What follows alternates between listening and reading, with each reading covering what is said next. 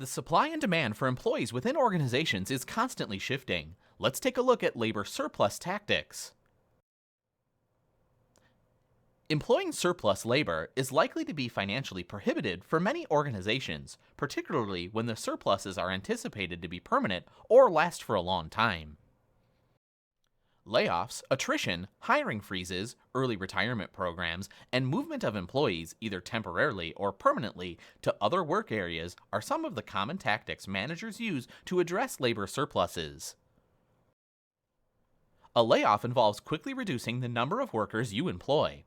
The primary advantage of layoffs is that a company can use them to relatively quickly adjust the size and composition of its workforce.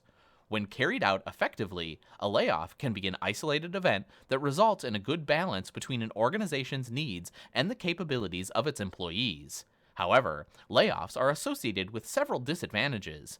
Companies sometimes focus solely on short-term cost containment efforts when making layoff decisions rather than long-term objectives.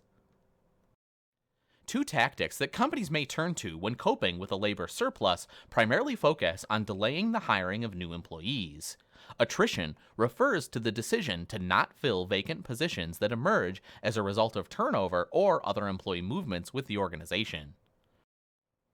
Hiring freezes put a temporary ban on the hiring of new employees for a specified period of time.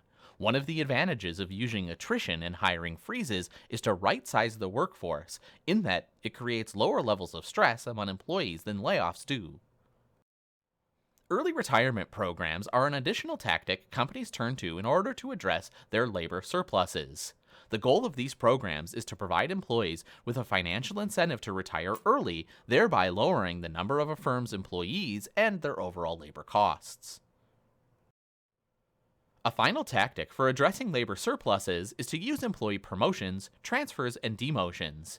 Just as these practices can remedy a labor shortage, they can also remedy labor surpluses.